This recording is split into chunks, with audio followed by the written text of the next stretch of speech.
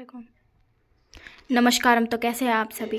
स्वागत करती हूँ आपका संध्या से सफलता के एकलव्य सीरीज़ में, जहाँ हम प्रैक्टिस सेट कर रहे हैं आज का तीसरा, जिसमें हम देखने वाले हैं 25 प्रश्न और आप इसका उत्तर हमें कमेंट बॉक्स में बताएंगे और अपना स्कोर बताएंगे, आपने कितना स्कोर किया। इसमें हम जीके जीएस के 25 प्रश्न देखने वाले हैं और उसी विचार के साथ शुरू करेंगे कि करत करत अभ्यास से जड़मन होत सुजान, रसरी आवर्त जात है सिल पर परत निशान। तो हमारी आगे की 5 प्रश्न जो हैं वो भारतीय राज्य व्यवस्था एवं संविधान से होने वाला है।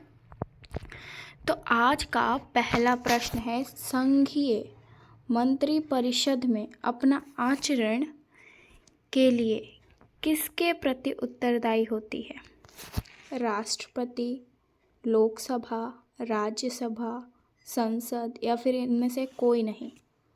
उत्तर बताएं। तो संघीय मंत्रिपरिषद जो होती है अपने आचरण के लिए, अपने कंडक्ट के लिए लोकसभा के प्रति उत्तरदायी होती है। उसको उत्तर देना पड़ता है अगर कोई गलत आचरण संघीय मंत्रिपरिषद के द्वारा हो जाता है तो लोकसभा को। चलिए, दूसरा प्रश्न है कि न्यायालय के मतलब कोर्ट के प्रारंभिक क्षेत्राधिकार से क्या तात्पर्य है? अगर हम इसको अंग्रेजी में बोले तो इसको बोलते हैं प्रिलिमिनरी ज्यूरिसडिक्शन। तो ये क्या है? मृत्युदंड देने का अधिकार है, या फिर विदेशों में होने वाले समानों की सुनवाई की योग्यता है, या फिर पहली बार सीधे मामले की सुनवाई की योग्यता है, या फिर सरकार को कानूनी मामलों पर सलाह देने की शक्तियाँ हैं, या फिर एक भी सुनवाई के बिना मामले पर निर्णय लेने की शक्ति है। बताएं उत्तर। तो देखिए, न्यायालय की जो प्रारंभिक क्षेत्राधिकार है ना, यह पहली बार सीधे मामले की सुनवाई की योग्यता है। अब ये संविधान का जो अनुच्छेद 131 है, यह प्रारंभिक अधिकारिता का मतलब प्रारंभिक क्षेत्राधिकार को प्रारंभिक अधिकारिता भी बोलते हैं, उसका अधिकार देता है।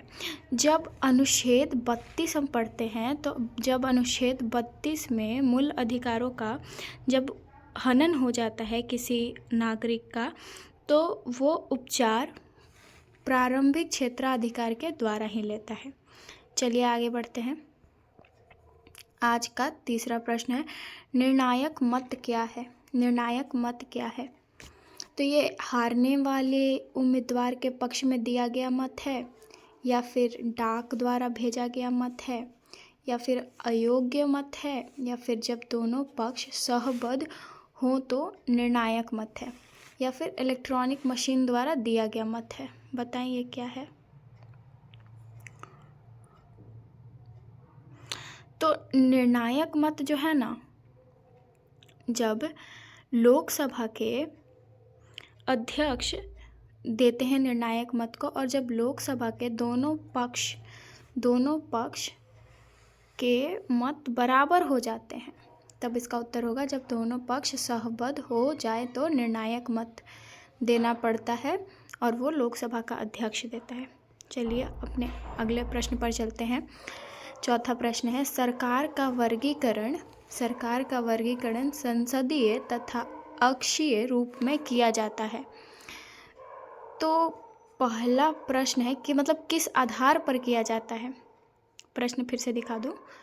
सरकार का वर्गीकरण संसदीय और अक्षीय रूप में किया जाता है। किस आधार पर? विधायिका तथा कार्यपालिका के बीच संबंध के आधार पर, या फिर राजनेताओं व नौकरशाहों के बीच के संबंध पर, या फिर लिखित एवं अलिखित संविधान के आधार पर, या फिर कठोर या लचीले संविधानों के 9 आधार पर, या मुख्य व्यवस्थापक के प्रत्यक्ष या परोक्ष चुनाव के। उत्तर बताएं।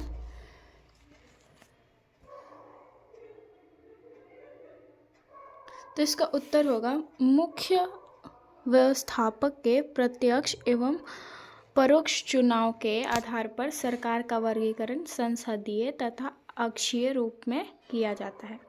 चलिए 5वें प्रश्न की तरफ चलते हैं। तो 5वां प्रश्न है हमारा, वह राज्य जो लोकसभा में निर्वाचित सदस्यों की दूसरी सबसे बड़ी संख्या भेजता है।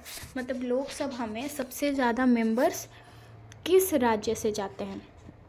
बिहार से, महाराष्ट्र से, तमिलनाडु से, पश्चिम बंगाल से, या फिर इनमें से कोई नहीं? उत्तर बताएं। याद रखिएगा, इसमें दूसरी सबसे बड़ी संख्या पूछी जा रही है। तो पहली जो है, जो सबसे ज़्यादा जाती है, वो यूपी से जाती है। ये पहले नंबर पे आती है यूपी, और दूसरे नंबर पे आते हैं महाराष्ट्र। महाराष्ट्र दूसरे नंबर पे आता है, जिससे लोकसभा के सबसे ज़्यादा निर्वाचित सदस्य जाते हैं। चलिए अब प्रश्न हमारा आता है भारत का भूगोल से। तो आज का छठा प्रश्न है, इनमें सर्वाधिक जनसंख्या वाला नगर कौन सा है?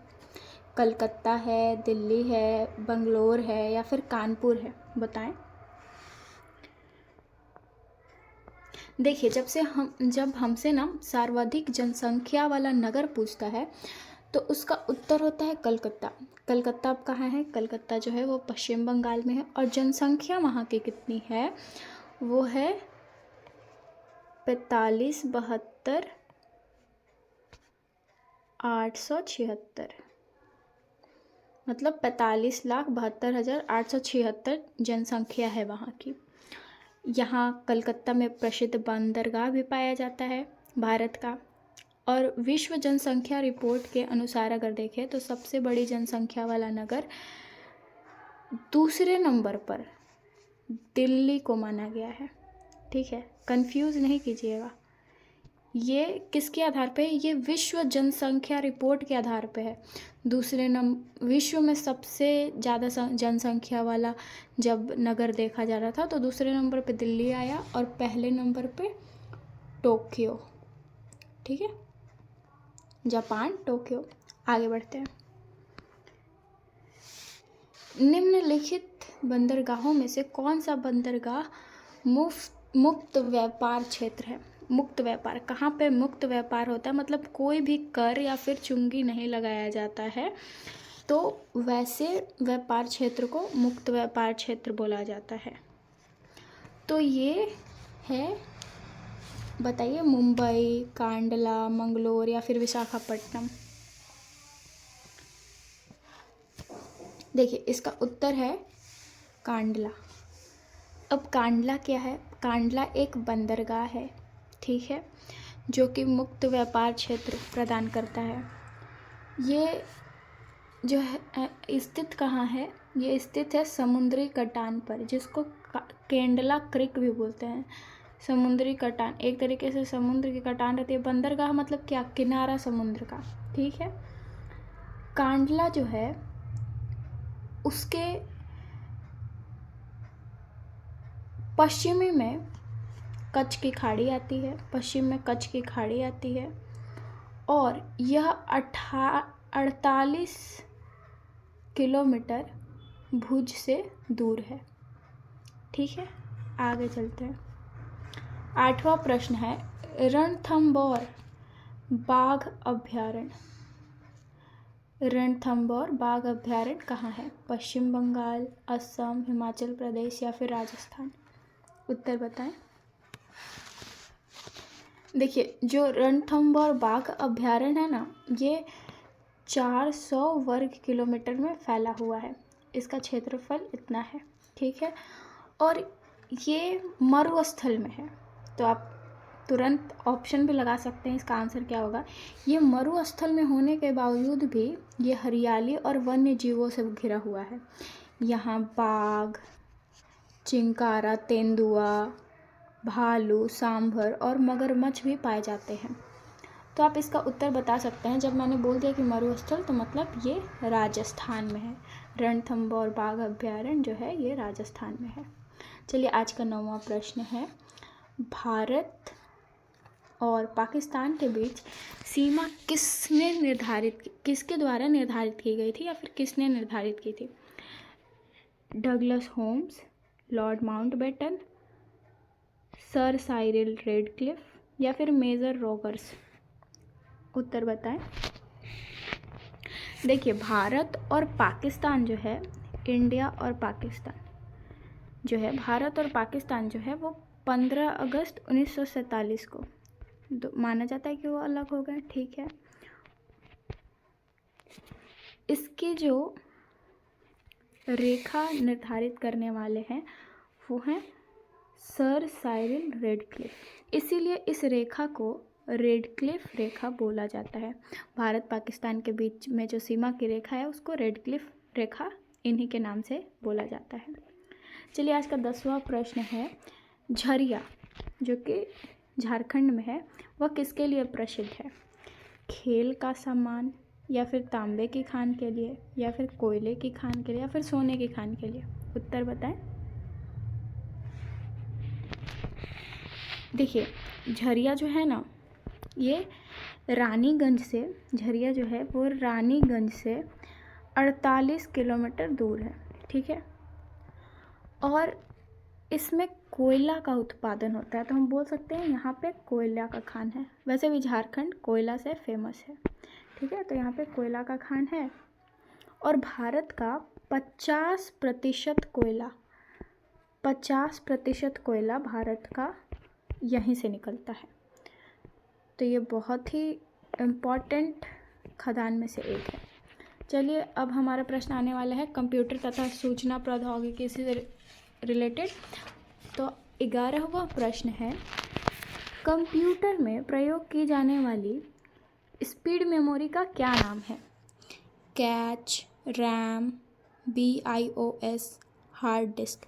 देखिए, अब ये सब जो सवाल होते हैं ना, ये सब रटने वाले होते हैं, तो आप अच्छे से ध्यान से देखें और उत्तर लगाएं। और 10 में से आपने कितना स्कोर किया वो आप कमेंट में बताएंगे। चलिए, इसका उत्तर है कैच। देखिए, कैच क्या होता है? कैच एक इंडिपेंडेंट, क्या मैं बोल रही हूँ ध्यान से सुनिएगा, independent high speed storage device है। ठीक है, independent high speed storage device है। इसी में बोला जा रहा है मतलब कि तेज़ी से चलने वाला है। देखिए, यह धीमे और सस्ते एक DRAM होता है। DRAM का मतलब है डायनेमिक रैम। तो ये बहुत ही धीमा और सस्ता होता है। तो इसके बजाय ये किसका उपयोग करता है? किसके मेमोरी से बना रहता है? तो ये हाई स्पीड स्टैटिक रैम से बना रहता है। स्टैटिक रैम, ठीक है, इससे स्टैटिक और रैम हो गया, उससे बना होता है। इसका प्रयोग जो है वो मेन मेमोरी के लिए किया जाता है। ये अत्यधिक प्रभावशाली है क्योंकि अधिकांश प्रोग्राम बार बार एक ही डाटा या निर्देश को एक्सप्रेस करते हैं। चलिए, अगर आप इतना भी अगर जान जाते हैं कि इसमें स्पीड रैम का उपयोग किया जाता है और इसे तेज़ी से काम करने के लिए उपयोग किया जाता है, तो इतना काफ़ी है। 12वां प्रश्न है, विश्व में सबसे बड़ा कंप्यूटर नेटवर्क कौन सा है? इंटरनेट, इंट्रानेट, लैन, yahoo.com, बताएं। देखिए, तो इससे तो हम सभी को अवगत होना चाहिए कि इंटरनेट जो है वह सबसे बड़ा कंप्यूटर नेटवर्क है, क्योंकि हम लोग इंटरनेट को यूज़ कर रहे हैं। इंटरनेट को एक तरीके से कहा जाता है ना कि ये एक तरीके का जाल होता है। ये छोटे छोटे हजारों नेटवर्कों से बना होता है और विश्व स्तर पर अरबों डिवाइसों से कनेक्ट होता है। यह दैनिक आवश्यकताओं के आधार पर अधिकांश रूप में ना डाटा कम्युनिकेशन का नियंत्रण करता है। मतलब हम लोग जो डाटा एक जगह से दूसरी जगह भेजते हैं उन सब चीज़ों को ये कंट्रोल करते हैं। जैसे आप व्हाट्सएप पे किसी को मैसेज करते हैं तो एक तरीके से आप डाटा भेज रहे हैं। तो इंटरनेट जो है, जो अनेकों डिवाइसों से कनेक्ट है एक समय पर, ये हेल्प कर रहा है हम लोग को कम्युनिकेट करने में, संपर्क बनाने में। चलिए आगे बढ़ते हैं। 13वां प्रश्न है कि सीरियल पोर्ट क्या है? क्या ये केवल हार्ड ड्राइव से इंफॉर्मेशन ट्रांसफ़र करता है, या फिर केवल हार्ड ड्राइव को इंफॉर्मेशन ट्रांसफ़र करता है? याद रखिएगा, यहाँ से लिखा है, यहाँ को लिखा है। या फिर हार्ड ड्राइव से और हार्ड ड्राइव को इंफॉर्मेशन ट्रांसफ़र करता है, करने संबंधित कार्यों को निष्पादित करता है। चौथा ऑप्शन है कि न तो हार्ड ड्राइव से न ही हार्ड ड्राइव को इंफॉर्मेशन ट्रांसफ़र करता है। उत्तर बताइए।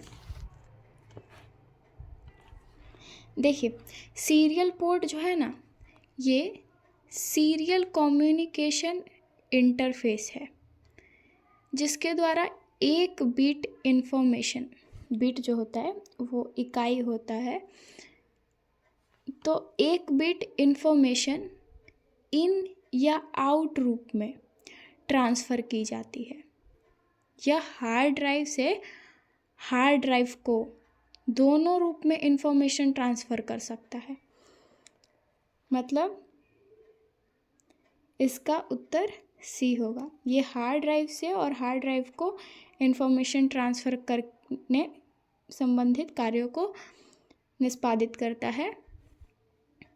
यह द्विदिशीय है, मतलब कि दोनों डायरेक्शन में काम करता है। से भी और को भी, हार्ड ड्राइव से भी और हार्ड ड्राइव को भी इंफॉर्मेशन ट्रांसफ़र करता है। मतलब हार्ड ड्राइव से लेता भी है और हार्ड ड्राइव को देता भी है, सीरियल पोर्ट जो है। ठीक है, चलिए आगे प्रश्न पर चलते हैं। विंडोज़ के कीबोर्ड में जो एस्केप, इसको हिंदी में बोलते हैं ऐसे, एस्केप की का प्रयोग नहीं किया जाता। किसके लिए नहीं किया जाता? डायलॉग बॉक्स क्लोज करने के लिए, या फिर सेलेक्टेड कमांड रन करने के लिए, या फिर कमांड कैंसिल करने के लिए, या फिर selected drop down list close करने के लिए।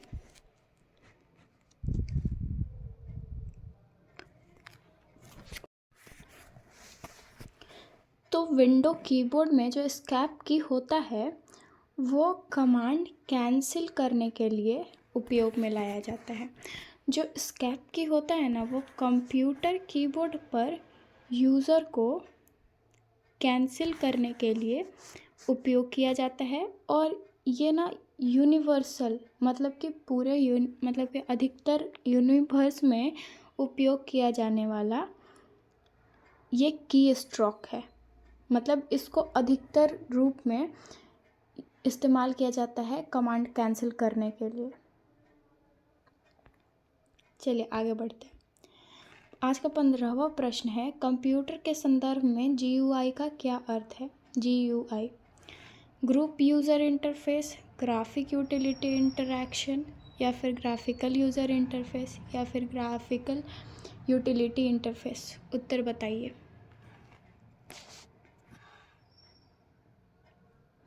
तो इसका सही उत्तर है ग्राफिकल यूज़र इंटरफेस। ठीक है,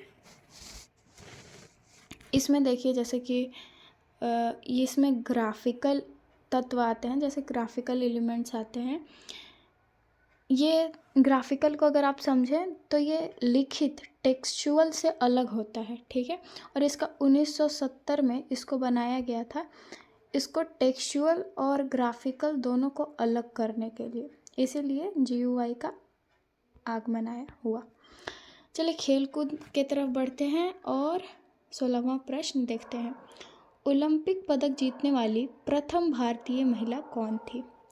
आरती साहा, अंजू बॉबी जॉर्ज, PT ऊषा, साइनी अब्राहम, या फिर K मलेश्वरी। उत्तर बताएं।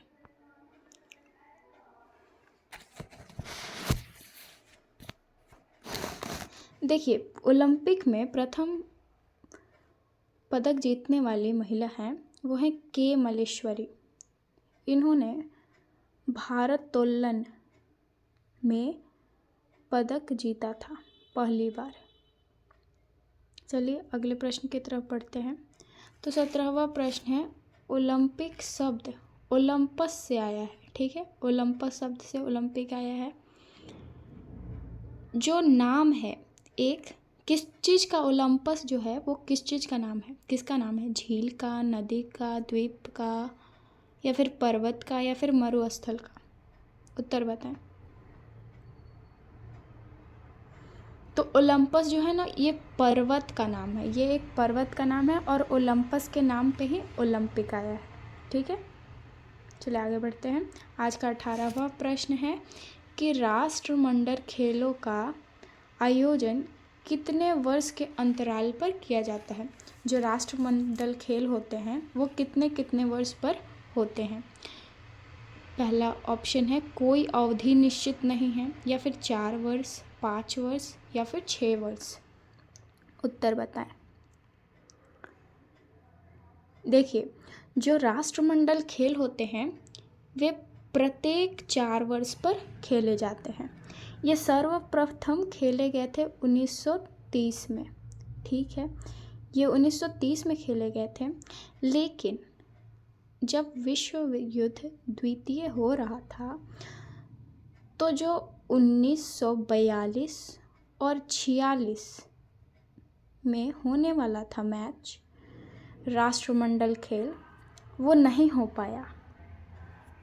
इसके बाद सभी नियमित रूप से हुए हैं। तो ये क्या है? ये एक अंतर्राष्ट्रीय विविध खेलों का स्पर्धा वाली प्रतियोगिता है। इसमें विविध खेल खेले जाते हैं जिसमें एथलीट्स शामिल होते हैं। ठीक है, आगे बढ़ते हैं। आज का 19वां प्रश्न है कि सचिन तेंदुलकर ने 1989 में अपना पहला टेस्ट मैच कहाँ खेला था? कराची पाकिस्तान, मुंबई या भारत, कोलकाता भारत, मेलबोर्न ऑस्ट्रेलिया। बताइए। तो इसका सही उत्तर है कराची पाकिस्तान। देखिए, जब सचिन तेंदुलकर 16 वर्ष के ही थे तभी उन्होंने अपना पहला क्रिकेट का टेस्ट मैच खेला था और वो खेला था कराची पाकिस्तान में, और उसमें उन्होंने वकीर यूनुस को 15 रन उनसे पहले बना लिया था। तो वे पहले मैच जीतने वाले बन गए थे। चलिए आगे बढ़ते हैं। और ये कब हुआ था? तो ये हुआ था नवंबर 1989 में, ये याद रखिएगा। आगे बढ़ते हैं। और ये जो मैच था वो पाकिस्तान के विरुद्ध ही खेला जा रहा था। चलिए आज का 20वां प्रश्न है, निम्नलिखित में से कौन सी ट्रॉफी फुटबॉल से संबंधित नहीं है? Supro cup, Subroto cup, Durand cup, Santosh trophy, या फिर केडी सिंह बाबू ट्रॉफी। उत्तर बताएं। तो सही उत्तर है केडी सिंह बाबू ट्रॉफी। अब केडी सिंह बाबू ट्रॉफी क्या है? तो ये कुंवर दिग्विजय सिंह के नाम पर दिया जाता है, जो कि हॉकी में, इसको हॉकी खेलने पे दिया जाता है।